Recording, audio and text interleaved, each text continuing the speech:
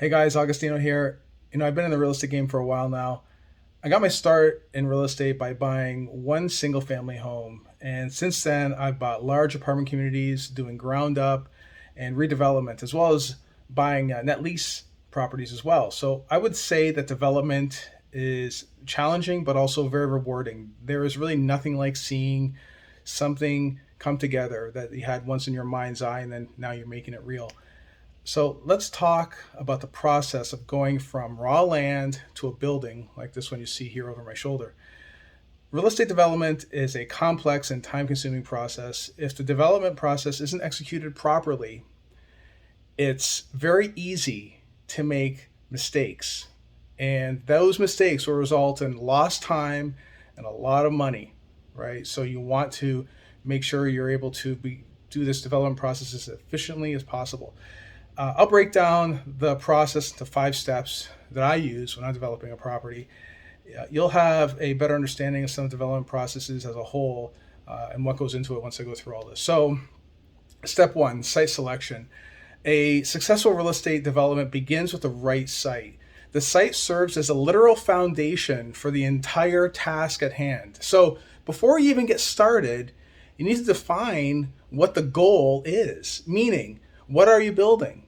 Are you building affordable housing? Are you building luxury? Are you doing micro units in a downtown area that are very, very small? Or are you doing a high rise condo, again, like this one here over my shoulder? Do the demographics support the surrounding areas?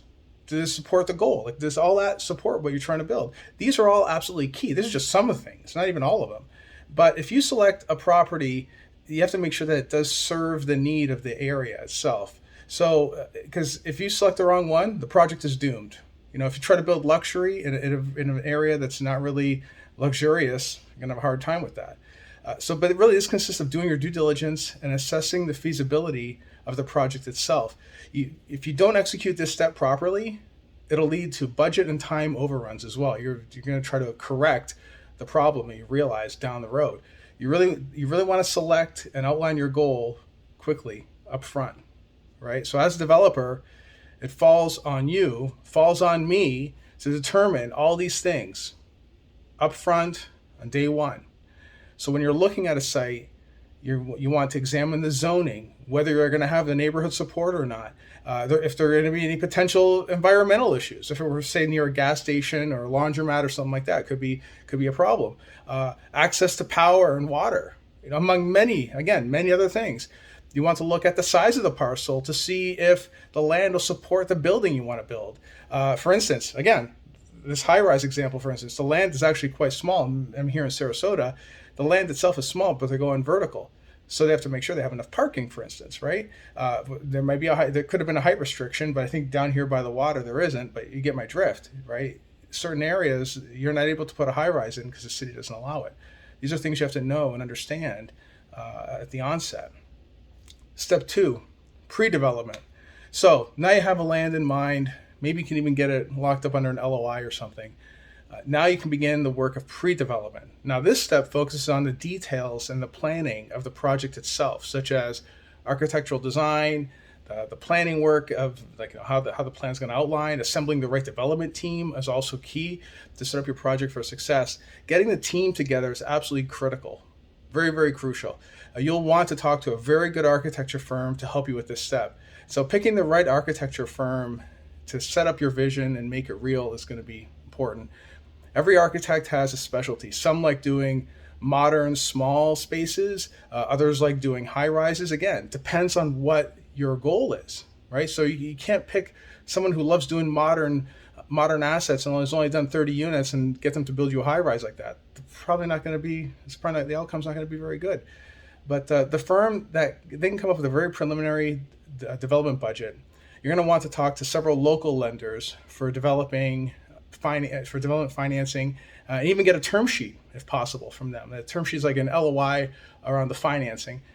This part should be done sooner than later, and you're going to need to work on understanding your capital stack before a civil engineer goes to the city and starts permitting. We're going to talk about that here in a second. But you're going to want to lock up any debt and equity financing to make sure that you're fully funded through development and construction. Okay, so if you've been in the real estate game for any length of time, you may have heard that old saying, "It takes teamwork to make the dream work." I know it sounds very cliche, whatever, but it's true. Unfortunately, it's true, right? You can't do all this on your own. So you have to make sure you have the right team that is behind you to help make this development happen. Step three, putting that team together. Early on, building a short list of potential architects, engineers, contractors, lenders, all these key players. You're going to need these people to help you get the project going. So you're gonna need to select the remainder of the team after you selected that architect that I mentioned previously. You have to put them all together. Okay, so let's start talking about the right civil engineer. Now, this person is absolutely critical to the team in order to even break ground on the property. Okay, this person will do more than just validate your site selection, but also start on all the foundational work for the land itself. The civil engineer is going to help you navigate the critical site evaluation requirements, municipal ordinances, getting the land entitlement steps, all those different things. The city may require extra landscaping. We're actually working on a deal like that right now. The city requires extra landscaping for a property that we're working on. Another city wants us to do some extra road work, actually put down asphalt. This person is gonna help navigate that whole process. If the property needs to be rezoned or recombined or subdivided or whatever, this person is also going to be responsible for that and making sure that's all gets done, because you cannot build anything until you have all those approvals done and cleared up. It's a must. So that civil engineer also takes the building plans that architect worked on in the previous step. They take them to the city, and it's going to lead to a final approval so they can begin construction.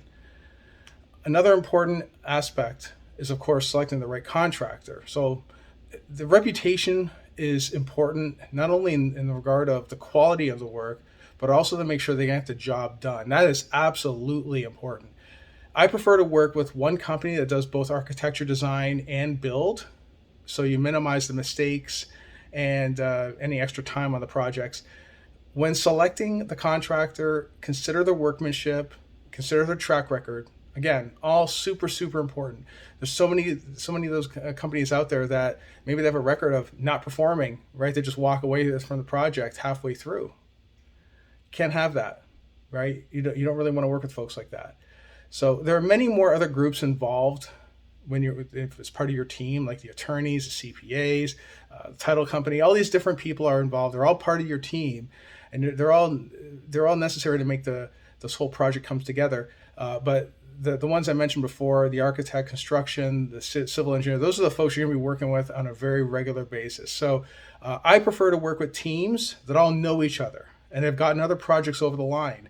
If those guys have gotten the projects over the line before, for other folks, they can do the same thing for you.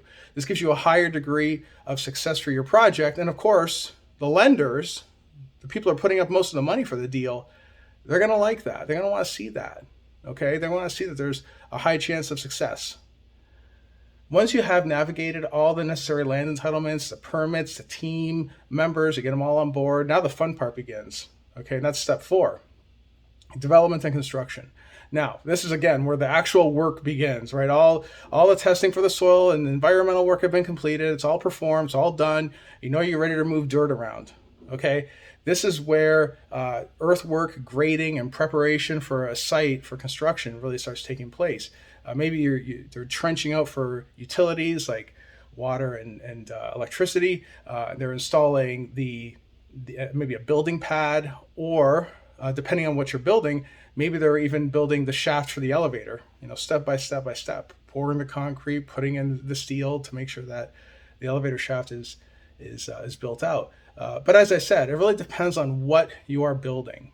You can see even this building behind me here, they're building it floor by floor, right?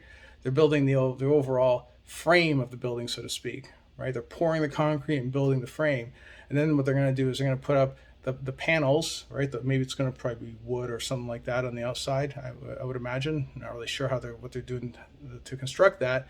But you get my drift, right? They start with that first. They build the shell, and then after they do that, they start working on the interior. And the interior would include, of course, your flooring, your ceiling, electrical, HVAC, ductwork, plumbing, the whole 9 yards. So once all that work is done, then you can receive a CO, a certificate of occupancy. So the CO certifies that the property you built complies with all the building codes and municipal ordinances.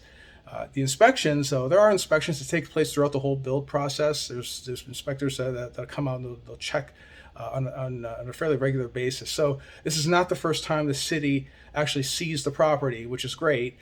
You want to keep them informed as how the project is going, and you want to get their input as things are going along too, right? So there's no surprises at the end. And the end is step 5, project completion. So when we get to step 5, depending on your strategy, some developers, they like to build and sell, while others like to hold. We hold all of our properties. It really depends on the capital stack, the business plan, the return objectives, what you tell your partners in the deal too. But it all starts with step 1, right? The first step, the goals. What is the goal? What do you plan on doing with the overall asset? If the plan is to hold, then installing property management is very, very key. You want to do that 10 to 12 months, depending on the size of the property, from actual completion. So the project management team can focus on creating the marketing, getting the pre-lease ready for the units themselves. So by the time you go to open the doors, the property will already be stabilized. And you want the property to be stabilized very, very quickly, because then you can refinance out of that construction loan, which is typically more expensive financing, and get into something a little more favorable with some long-term financing. Okay, so those are the 5 steps. If you want to know more about how development works or interested in doing these types of deals, click the link in the description and set up a time to talk. Okay, I'm happy to share about what we're doing. If you got something out of this video, please hit the like, subscribe to the YouTube channel as well. It helps me out tremendously when you do, okay? Be bulletproof, guys. I'll talk to you soon.